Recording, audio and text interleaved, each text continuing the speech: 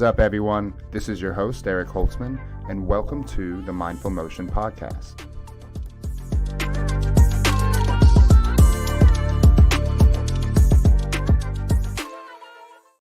What is up, everybody? Good afternoon. I'm sitting here with Josh Foster of HealthSpan Fitness.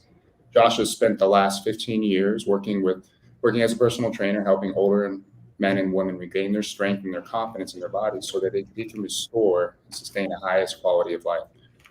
Josh has spent the last year creating an online training course to help trainers learn strategies and tactics to work with older clients in a safe, efficient, and effective way.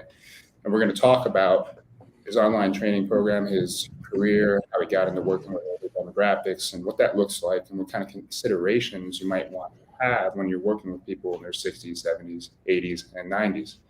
How you doing, Josh? I'm doing great. I'm happy to be here. Thanks for having me, Eric. Absolutely, man. I'm excited to talk about this. This is very much in line with a lot of the people that I work with, and there's definitely a lot of considerations and details that we need to consider as trainers when we're working with people in their senior years. So before we get into those nitty-gritty details, I'm just kind of curious about your journey into the fitness industry, how you got into exercise personally and professionally. So I was always active as a kid, and so that just naturally segued into an education in kinesiology, and then starting to work with actual clients, like doing the reps, getting into the gym and actually training clients. And then that gradually shifted over time, and I'm sure we'll talk about this more specifically, but to working with older adults. So my journey is probably very similar to anybody else's in that it's just personal exercise and then education and then professional. Got it. Okay. So with your personal journey within fitness, just briefly talking about that, I mean, how would you say your life has changed by being someone who regularly exercises? Like, if you weren't training in your life versus you do, like, how's it in your day-to-day? So day-to-day exercise is still my peace of mind. It's the lever that I pull on a regular basis to clear out space in my head and to kind of like shift brain waves. We spend so much time going, and to have that half an hour to an hour of just turning the brain off and turning on the brain of the body, that's what exercise does for me. And it feels so good to be able to get into my body and out of my brain from time to time. And it just keeps life in balance, I think. Yeah, I think that's often a not thought about component of exercise is the mental release, the help with emotional states and things like that. It's such a powerful thing. Yeah.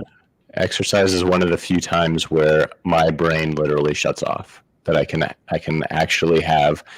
Some people do their deepest thinking when they're exercising, and for me, no, it's just my brain turns off and I go into autopilot, and it makes a big difference just in terms of mental clarity and quality of life to have some amount of time every day where you just turn it off. Yeah, I can agree with that for sure. What about the process of exercise do you enjoy the most?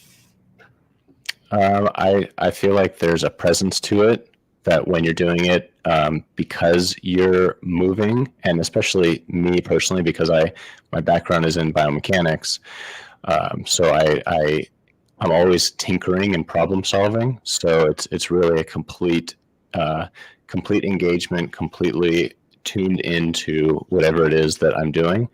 And when exercising in that case, it's just immersion. That's the word for it, immersion. I feel like I'm completely immersed in the experience and thinking, like lateral thinking, I guess. That's a way that some people describe it, right?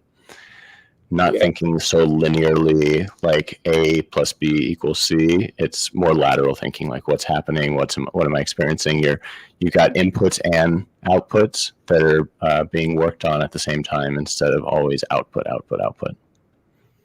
That's a nice way to put it. It's meditative in a way, and it's not so necessarily if you choose to go about it in that fashion, which is so rewarding in some cases. Oh yeah, absolutely. So why don't we dive into your journey into working with, older demographics? Like, how'd you get into that? So it was actually just happenstance, kind of. I mean, I didn't have the intention of working with an older demographic, especially in college. Everybody wants to work with an athletic population, strength and conditioning coach, that kind of thing, or athletic trainers. And within, I don't know, a few months of working at my first job at a gym, another trainer referred me to a client of his that wanted to do a triathlon. And it just so happened that this client was not only a rabbi, but also a psychologist. So for anybody listening that's looking for a wealth of referrals, whatever the faith might be, a faith leader and mental health or medical professionals, those are just a great networking opportunity, because as I worked with him professionally, he wanted me to be helping his clients. And then also he couldn't help but say, you should work with Josh in his congregation. And it just went from there. I find that older adults probably have the strongest social connections, very, very strong social networks. And they're more than happy. I mean, I get more referrals from older adults than I do from younger adults, my peers, middle-aged people. They just like, you need to work with my friend too, and you need to work with their friend, and you need to work with us all together at the same time. It's really been a very fortuitous, and I feel very blessed. And then just built out the skills from working with older adults over time. And that's how I fell into becoming a senior exercise specialist, for lack of a better word. Okay. So it's sort of happenstance that it just turned into your career. And it's definitely makes sense. I mean, if you think about spending your entire life accumulating relationships and developing a network, it would make sense that someone in their 60s would have more of a pool of people to hold someone in their 20s. And those connections run much deeper from having been established for 20 years, 30 years, right?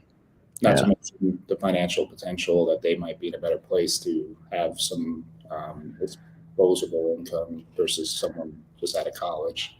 Exactly. That definitely gets overlooked a lot too. I think that that everybody wants to train a celebrity or wants to train a professional athlete or something like that, but really the curves of supply and demand are very, very much not in the trainer's favor in that case. There's a handful of celebrities and thousands of trainers that are trying to make it big with a celebrity or professional, whatever. But on the other hand, I mean, I believe it's something like 20% or 30% of Americans are over the age of 55, 60, 65, right, and up. And that's like upwards of 100 million people. That's a huge pool of potential referrals and clients to draw from.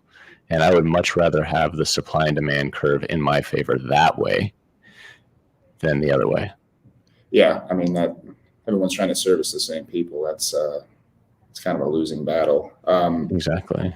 What about working with the senior population? Do you find so enjoyable? Like, what's it like for you in your mind?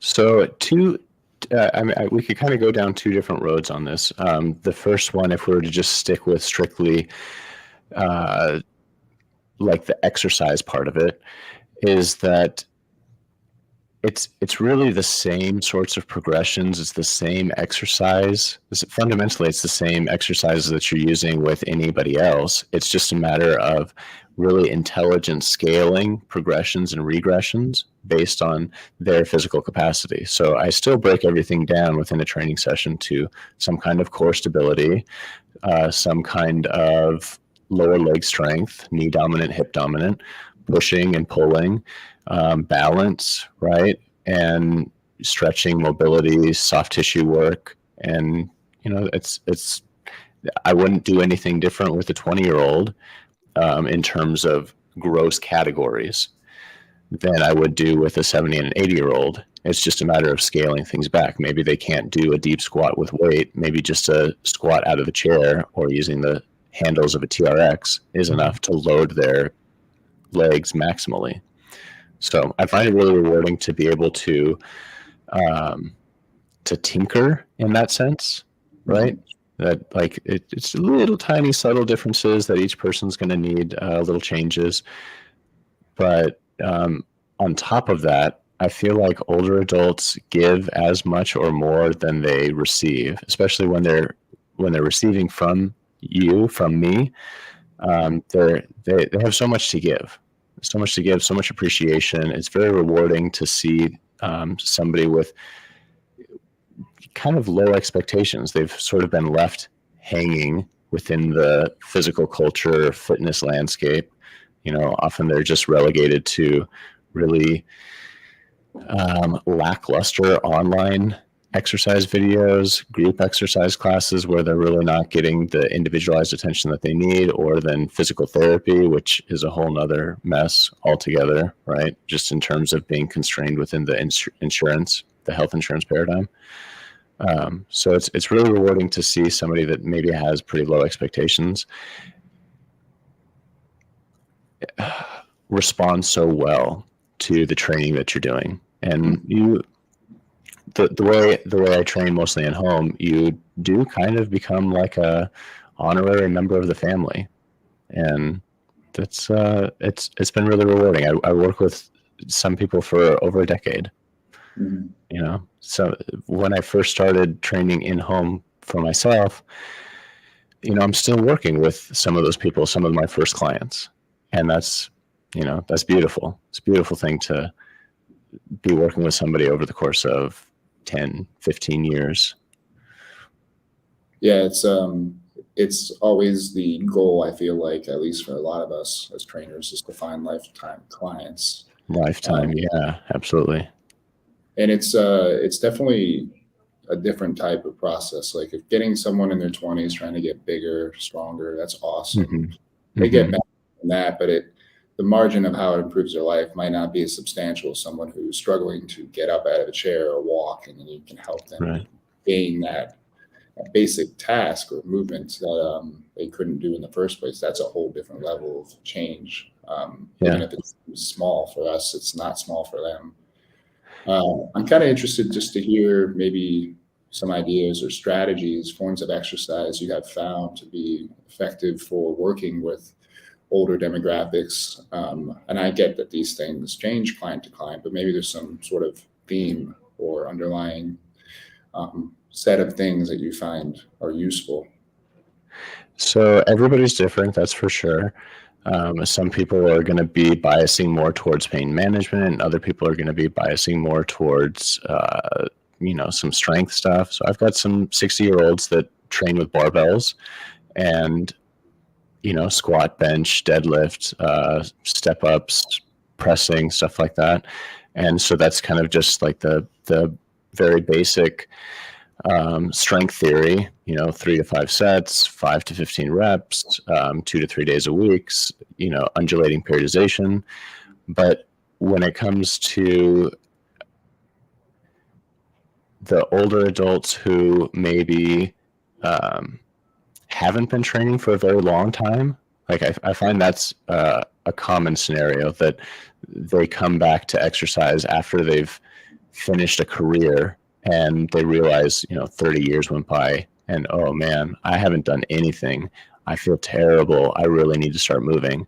So really what it kind of boils down to is like a neuromuscular education is kind of the foundation. So just trying to throw as much at them as possible to see what sticks, to see what lands. I do a lot of work with bands, and that's number one because the resistance profiles are much better tolerated on joints and because they're very portable, right? So I'm working with clients in home and being able to just carry a bag into the house, into and out of the car.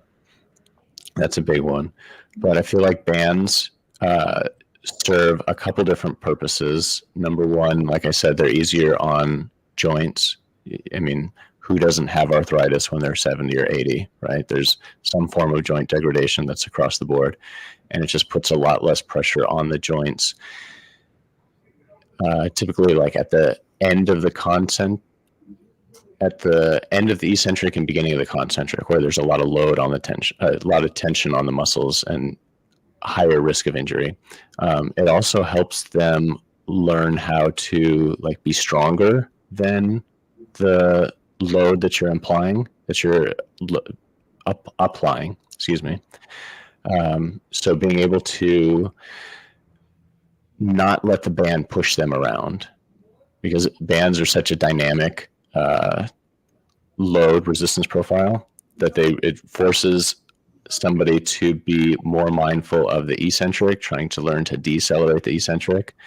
And that's a big issue, I think, in general with older adults. As you get weaker, they kind of just forget about the eccentric component of exercise altogether and just like crash down into the chair if they're doing a sit to stand, or when they're doing some push, they let the band snap them back. So I feel like that kind of teaches that automatically. It's like built into the system. So bands, like I said, it's nothing fancy. It's doing the basic movement patterns, some kind of push, pull, some kind of knee dominant, hip dominant, and then a lot of core stability. And what else? Obviously, a lot of floor exercise, more kinesthetic awareness of what movements they're doing without so many variables to have to control for, some isolation type stuff. A lot of stuff that I learned from you, honestly, Eric. You know, if there's a wealth of information that this man is putting out onto Instagram for free. And for those of you that aren't partaking, just tune in periodically and like pepper that into your training. I definitely borrow, right? We're all borrowing to some degree. Yeah. So maybe that's my answer, is that I borrow a lot with regards to training my clients. Well, I appreciate the kind words, man. Absolutely. You know, I'm wondering if you could encapsulate some bullet points, considerations that if a young trainer or any trainer is thinking of working with some clients in their 70s and 80s, what kind of things do they need to think about when they start working with someone like that? So my guiding philosophy is first, do no harm.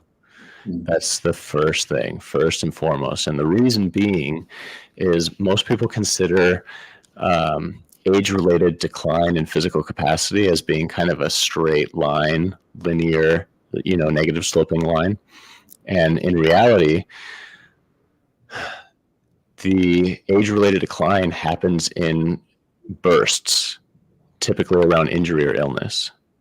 And so I'm doing everything I can to sustain clients knowing that they're going to be working with me over the course of 10 years plus, to make sure that we don't ever put them in a position where they're on bed rest from some kind of injury, or they have to have a surgery to repair something training related. Also, they are prepared for whatever activities of daily living that they need to do. So the first is always do no harm, because I mean, I think the statistic is an older adult loses 4 times as much muscle mass than somebody in their 20s in the same period of bed rest. It's unbelievable. And it's really, really sad, because sarcopenia will literally strip an older adult's capacity to do anything for themselves. And then go ahead. No, you go, man. So first, do no harm. And then it's really kind of like a test retest. That's my approach to anything. I'm only trying to manipulate 1, maybe 2 variables at a time, especially when we're dealing with somebody that has pain issues, recurring pain. And so try something new. Try a slight different variation. Try vertical pressing instead of horizontal pressing. Try a little bit more band resistance. Try push-ups against the counter instead, right? Some little variable that you change, and then check in with the client the next day. How are you feeling? Any issues today as opposed to from last time we did the workout? Check in with them before their workout from the last workout. So very, very methodical, basically the scientific method, right? You can't change everything all at once. And that's where this idea of so much exercise programming variability, I think, is potentially problematic, more so than like exciting and let's do so many different things. Can't tell what's working and what's not working if you change everything every workout. Yeah. And then a lot of encouragement is another big part of it, right? Because somebody that's in their 70s or 80s and hasn't exercised on a regular basis since starting with you, or you're basically their conduit to exercise. You're their professional. They need as much encouragement as possible and reinforcing good movement patterns. And this will pass. You know, if you are feeling uncomfortable, maybe this is muscle soreness, which is a good pain, not a bad pain. So I do spend a lot of time with my clients helping them to not catastrophize, which catastrophizing is where you just make it'll always be this way. It's always been this way. I'll never get better, right? So it's the exercise component of working with older adults. I find is fairly simple, but the art of personal training with somebody over the course of a decade, that's more nuanced, and that's what I find to be the most rewarding aspect of training. Got it. Yeah, I mean, you're mentioning just the communication back and forth, how important that is. I mean, it's critical. I find that a lot of trainers might not ask those basic questions that can be so insightful for what you're going to do that day and how you might modify things. Definitely a powerful thing. And it is personal training. It is a communicational relationship amongst the exercise piece, but definitely shouldn't be overlooked. Before getting into some of the online stuff, I just wonder what kinds of problems you run into when you work with older demographics and how you might address some of those problems or overcome them. So pain is a big one. We're always kind of working around pain because there's just some kind of structural issues that come up as a normal function of aging. So that's where that scientific method of how does this feel? Do you feel okay during the movement? Do you feel okay after the movement? Did you feel okay the next day? That kind of thing. But then in terms of, you know, metabolic diseases, blood sugar regulation, those are common issues that you're going to run into. So with diabetes in particular, you're just asking about blood sugar readings. How is your blood sugar today? Have you eaten? When's the last time you took your insulin? And just being aware and sensitive to that, kind of looking for what sorts of cues might be indicative of their blood sugar tanking, right? So I've seen people approach lowering blood sugar, and it's, you know, it's real quick, easy fix. And I imagine it can be kind of intimidating when you're just getting started training. Arthritis is another one, kind of along the same lines as joint pain, right? Obviously, that's a common symptom with arthritis. And the tricky balancing act between helping a client who has arthritis, who doesn't want to move because it hurts, but movement is pretty much the primary treatment modality for arthritis, is just finding a really good dynamic warm-up that can get them moving in the lowest impact way that starts to pump synovial fluid into the joints so that they can move a little bit better and reduce the coefficient of friction between their shoulders or their spine or whatever it might be. So just finding the right amount of warm-up to get them on their way to be able to do the rest of the exercises that you might have programmed. Balance is a big one. That's not necessarily a metabolic disease, but that is a common issue as you age, is that balance, the ability to balance declines, and the repercussions of having bad balance are so severe for older adults. I mean, it's something like 1 out of every 4 older adults falls every year. I think that's a CDC statistic, and they're not just little falls. These falls accumulate to needing emergency room treatment, surgeries. Some percentage of older adults who fall are going to fall again within the next 6 months, because if that's an issue that led them to fall in the first place, then that's still an issue that needs to be addressed. And balance is really just this neuromuscular control, this motor learning and motor control, which maybe the phrase is you can't teach an old dog new tricks, but I think that you can at any age learn a new skill with the right education, right? I think that's what is missing for the most part, is that people will tell you what to do, but they won't. Your client, or maybe you or your client, is never being explained why or how this bad balance is affecting you, and just having even the smallest amount of education, I think, goes a long way in terms of preventing severe injuries from falling. Yeah, I mean, I think it's the number one cause for accidental death in older seniors, meaning for example, people in their 18s, 20s, most common accidental death is a car accident. Older, it's a fall that leads to a hip, like a broken hip that leads to bed rest, that leads to death 2 years after, or something like that. Right. So definitely not something to be overlooked. But it does get overlooked.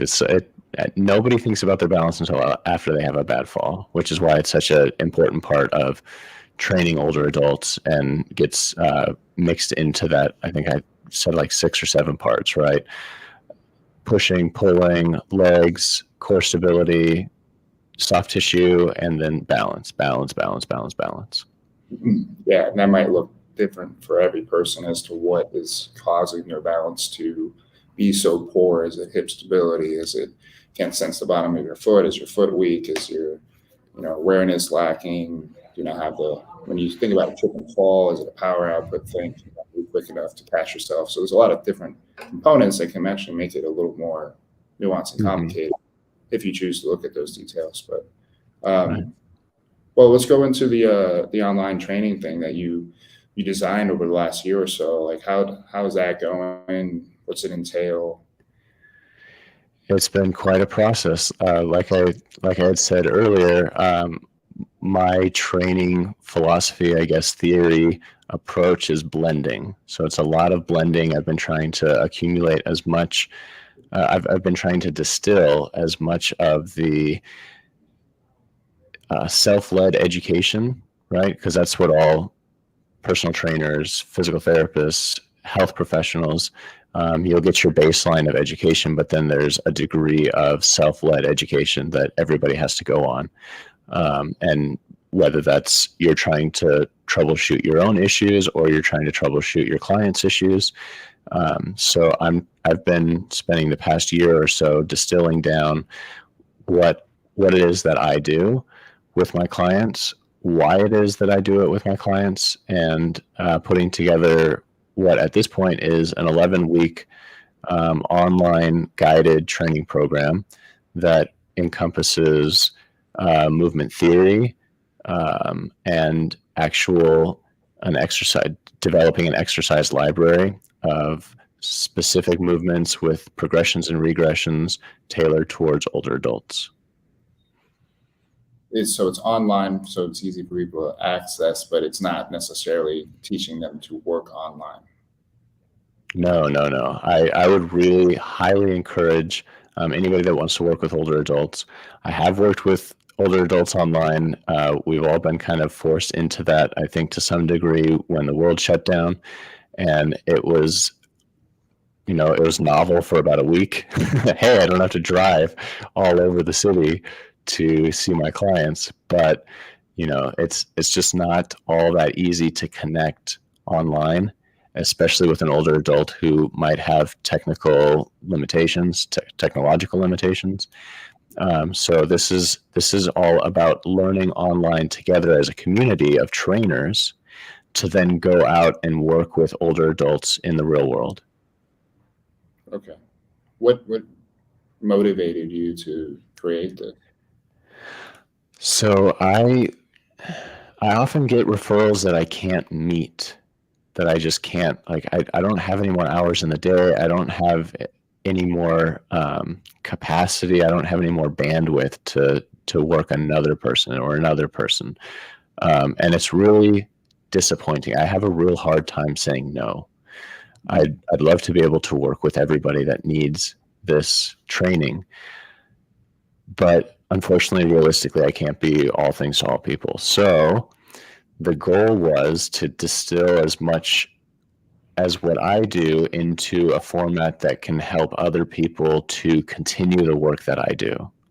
Because I feel very strongly about seniors getting the kind of personalized, individualized physical fitness and exercise, therapy, attention that they need.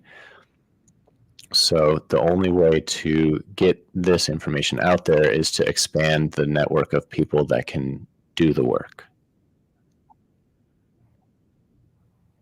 Okay. So is it safe to say this online program is basically the accumulation of the principles and techniques that you've acquired over the 15 years working with this population, and just kind of encapsulate it into something that's digestible from other trainers? Yeah, I think I'm hoping that it resonates with people, and that I'm also trying to express how meaningful and rewarding it is to work with this population, and meaningful, rewarding, and financially viable, right? That you, by working with older adults using the methods that I've conglomerated, that you're putting yourself in a position to have long-lasting, rewarding, meaningful client relationships that will support you financially over the course of years rather than weeks or months. Who doesn't hate the client turnover of, you got a new client in and they're there for a few weeks or a few months and then they're off, and now you got a big gaping hole in your schedule and you got to fill that in again. And so I want to promote how rewarding it is to work with older adults, so that older adults will get more attention instead of just being overlooked within the fitness landscape. And why do you think that they're overlooked? It's not sexy. It's not sexy training older adults, I think most people that are at their professional working age, right, or straight right out of college, mid-20s through the 30s and 40s, maybe they have a hard time relating to older adults too. I feel like I have kind of an old soul, so it's easier for me to relate to older adults sometimes than it is to my peers. And I hope that I can find a community, I can attract a community of other trainers who have similar sentiments, and find working with older adults with an older population to be just as rewarding inherently on its own, so that they do give their best to their client population, because that's the older adults are their people. Yeah, I see what you're saying. I mean, do you think there's also maybe an element of fear there if you got someone who's got pain and this long list of health issues, and you're just sort of not that good maybe as a trainer, you're a little unsure of what to do, and maybe that's partly where this program that you developed comes in, is like give people confidence that they can do it and not hurt people. That's a great point. I mean, it's very intimidating. I was intimidated working with older adults initially too. And I just don't know if there's a whole lot of resources out there. There's obviously the NASM senior exercise certification, something like that. But I feel like, excuse me, I feel like maybe it's too one dimensional. Like you need to do this exercise and here's some progressions and regressions, but what about how to connect with them as a person? How about how to maintain lasting relationships with your clients? Those are the sorts of things that I think will distinguish a generic personal trainer who can train anybody, but maybe it isn't a lifetime, but doesn't generate lifetime clients, versus somebody who knows who isn't intimidated by working with older adults, because like I said, it's all the same. It really breaks down to it's all the same. It's just a matter of being very sensitive and being very methodical and being very patient and going at their speed and not yours, realizing that the adaptation process for older adults is much, much slower than maybe they could appreciate personally themselves.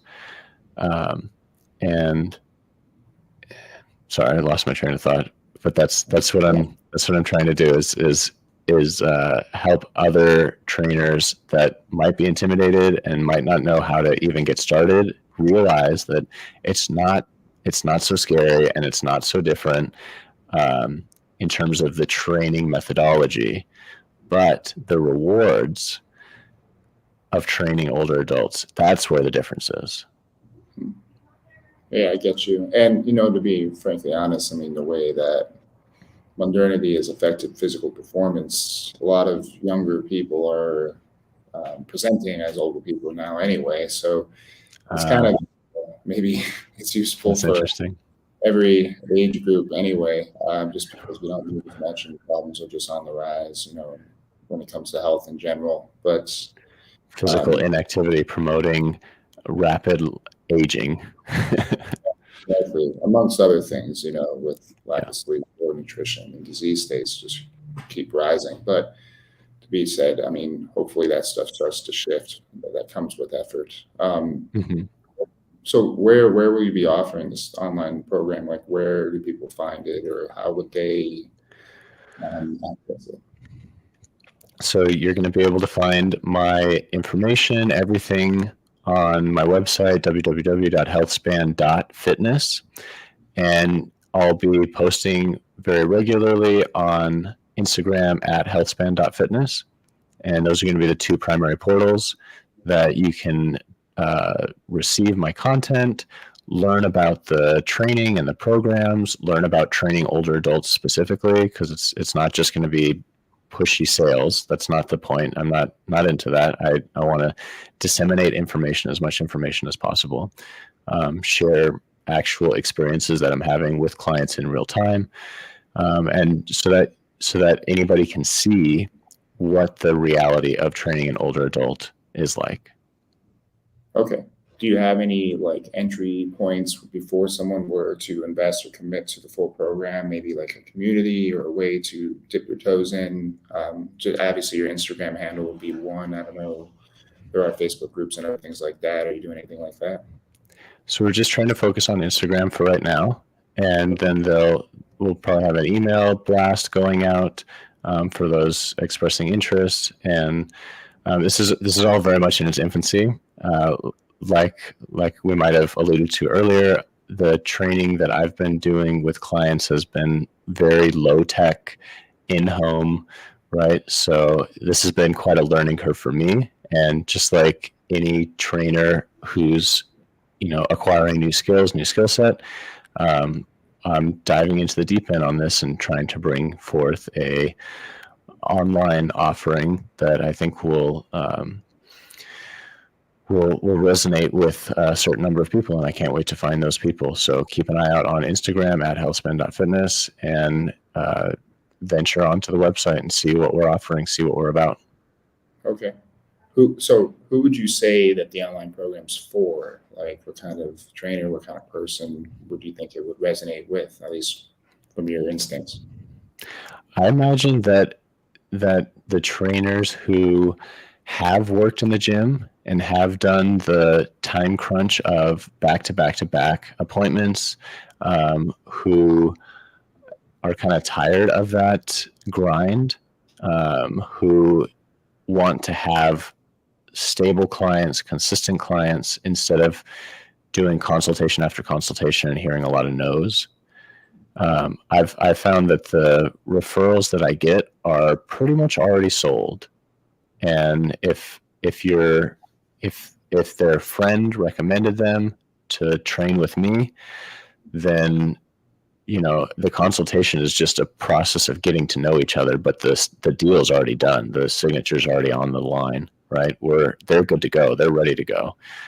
So somebody that wants to have a list of referrals that doesn't require, cold calling or Instagram DMing for days, and just is ready to actually work with people instead of work on sales. Okay. I mean, that sounds amazing. I mean, who would say no to that? Right. So in this program, do you utilize any particular techniques or exercise paradigms? Is there you give people like a protocol, a way of, here's how you're going to take on a client, here's your intake process, here's how you're going to assess them, here's how you're going to structure their workouts, or at least think about it in this fashion? Like, does it go into that kind of stuff, or is it more of a thought process type thing? It's a little bit more theory, and what we're going to do there, I do give examples of like, here's a client with X condition, and here's a routine that we've followed on a regular basis. The week's lessons are going to include a group video call, so that we're all going to be getting together, talking through kind of like a seminar, like a graduate school seminar, which for me was the best education that I received, was when I was in grad school, getting my master's in biomechanics, and just having a small class size where everybody could have some kind of contribution to the lecture, or to the material, right? Because everybody's supposed to be prepared, and they read what they read and learned what they learned, and then they have questions, and then that kind of guides the development of the entire group as a unit. But in terms of paradigms, I do have a health span fitness trainer transformation toolkit and business building bundle, which includes some outreach scripts, because I think the very best source of referrals are medical professionals, mental health professionals, and faith leaders. So I've got some scripts that have been written out, can be used by trainers who want to tap into a network of referrals of older adults. I've got a couple of exercise progression and regression matrices that are included in that. And I've got liability waiver, intake forms, consultation forms, exercise assessment forms. So that's all included when you go to the website and sign up for the email list, I believe.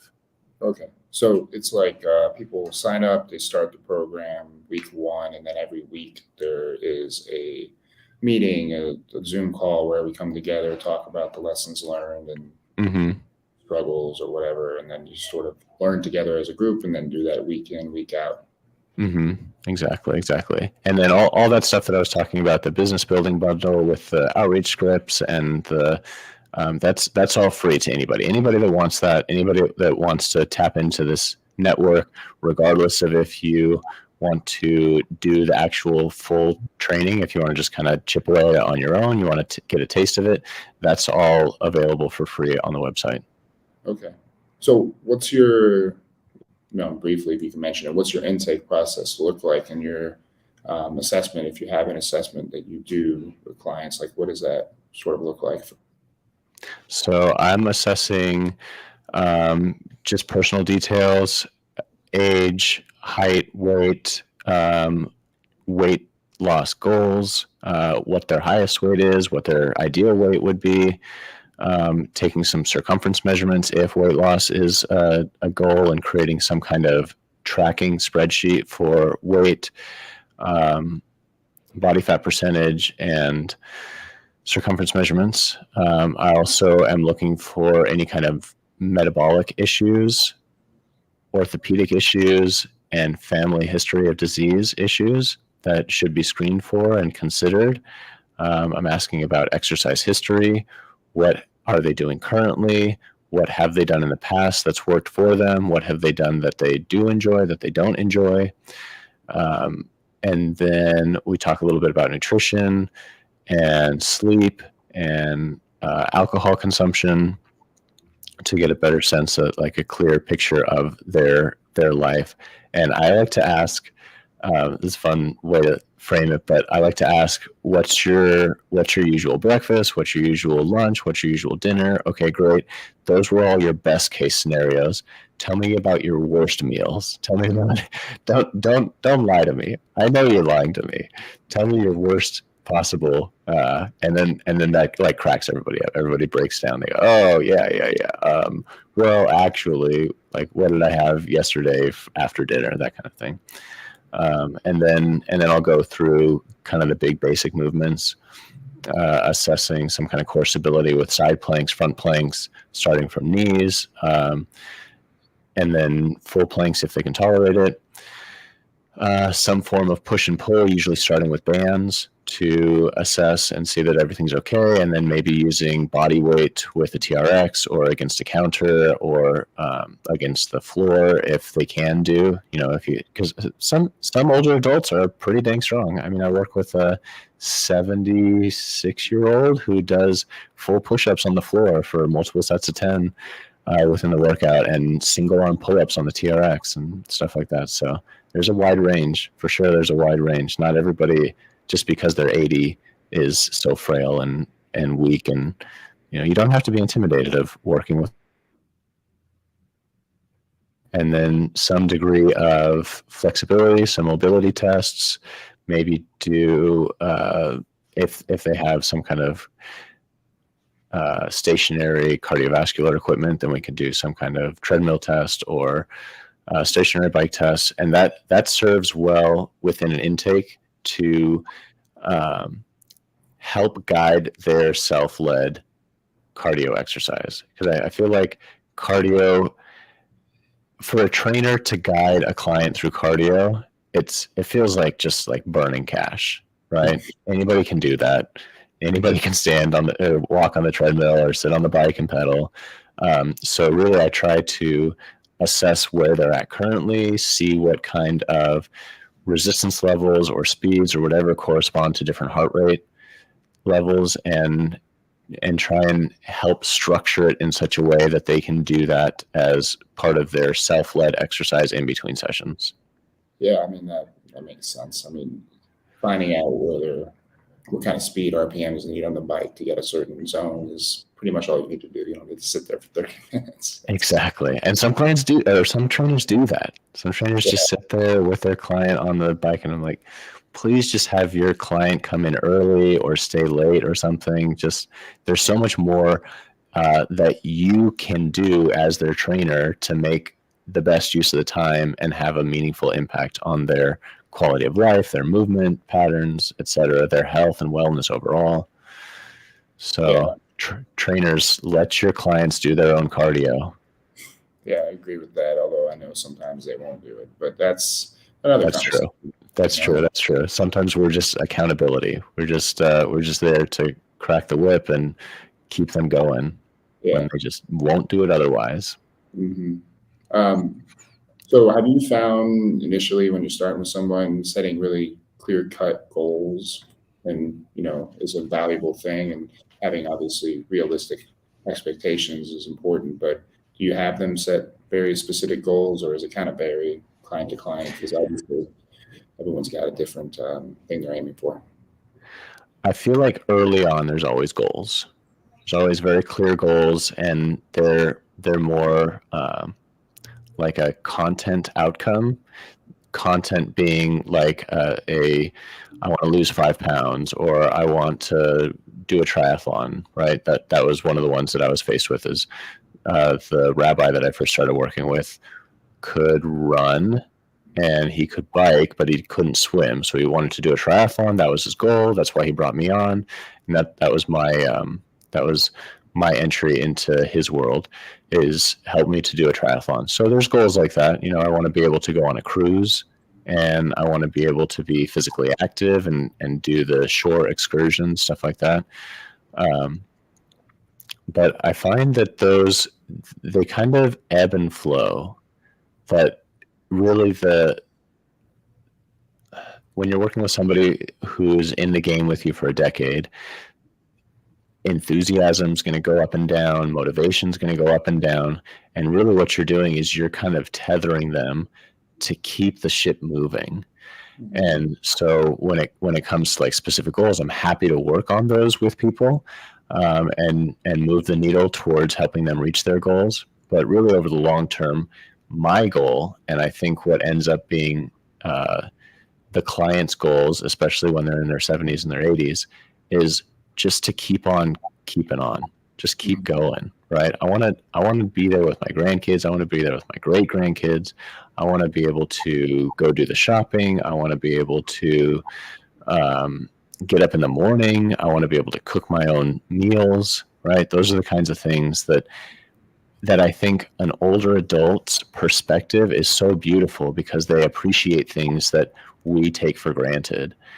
And the reality is that you and I, even however old we are, I just turned 38, but sooner or later, we're all going to be disabled to a various degree, right? And how long can we stretch out the duration of ability such that we can maintain our independence and autonomy? So those are really the higher overarching goals that are in the back of my mind, even when somebody says, hey, I want to lose 10 pounds.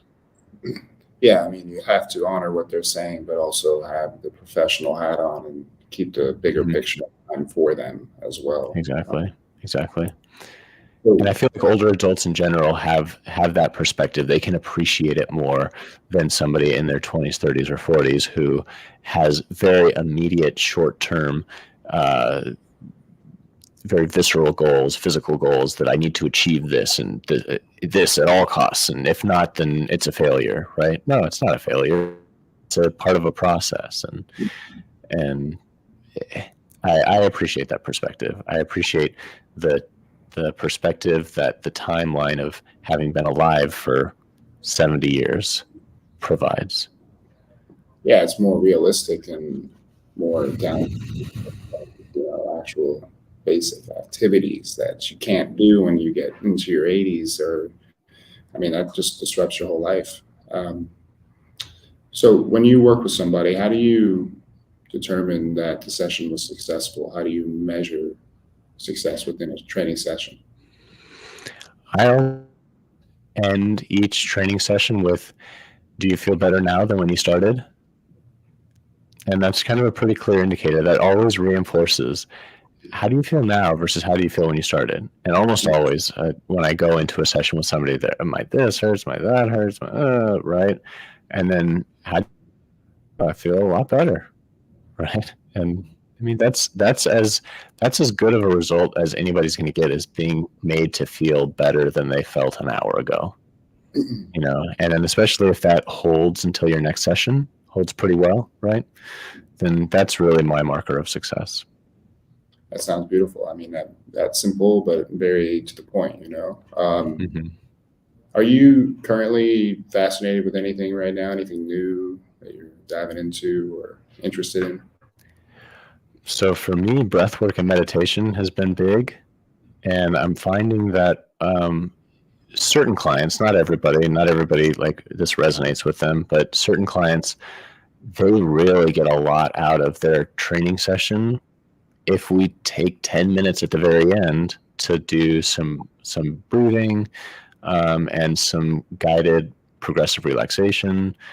That because pain is such a neurological thing, right? It's not just strictly physical. And so if you can kind of shift their mental state around their physical experience, then it has this really dramatic effect. And I've been really fascinated by the effect that it has on people's state of well-being just in general. So breathwork's fascinating. And there's just dozens of different modalities out there. So I just keep trying new ones and keep getting blown away. Like, hey, wow, that was wild. That's a legitimate drug right there. Oxygen. It's well researched now too. It used to be just woohoo stuff, but now there's clear evidence on the effects of the physiology when you do it in a certain way. Okay, I'm curious about this. This is an interesting question. If you were to go back 10 years ago and give yourself advice, what would you say? 10 years ago, advice 10 years ago. Well, I would probably 10 years ago have told myself the performance outcomes that you're chasing right now, aesthetically and strength wise and stuff like that, maybe calm down on those.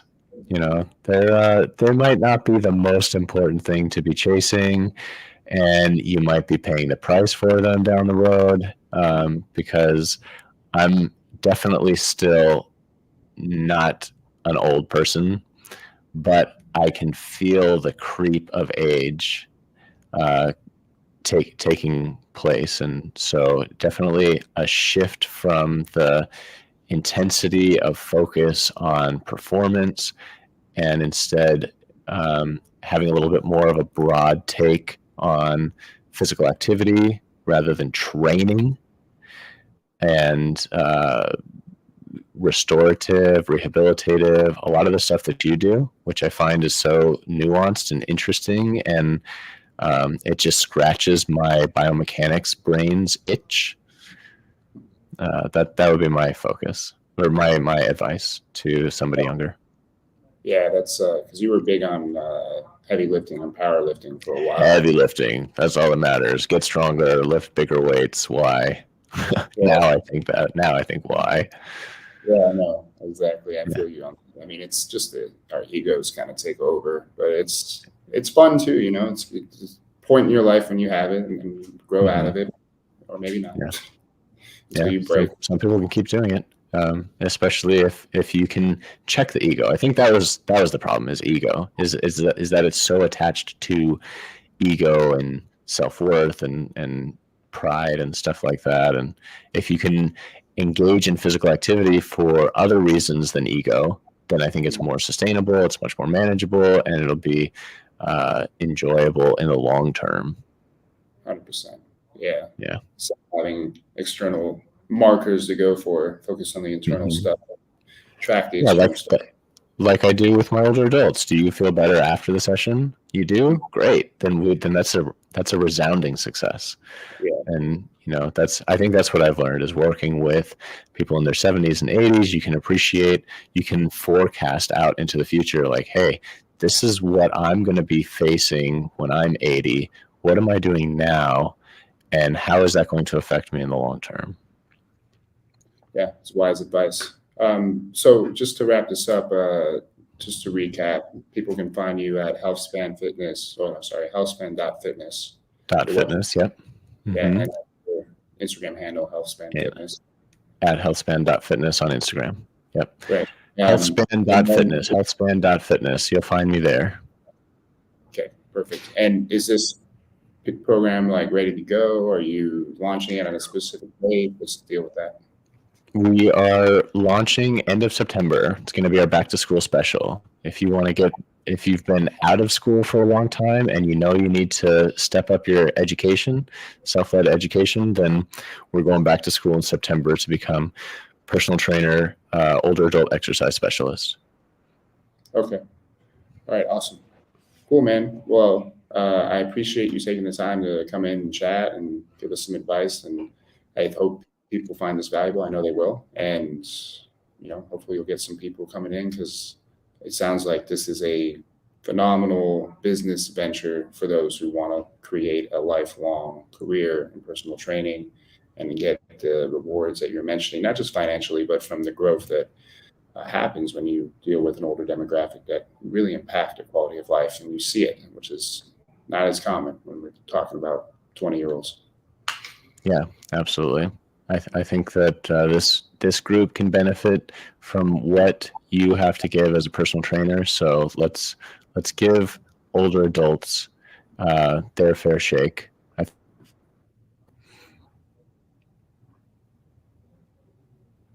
All right, man. I think the internet just cut out. Are we still there? Yeah. All right, cool. Perfect. At least it worked the whole time. All right. Okay. Well, we'll get out of here, everyone. Thank you for tuning in, and then I'll talk to you guys later. Take care. Have a great day. Can't wait to meet some of you trainers out there. Can't wait. Perfect. You'll be meeting them soon, man. Very good.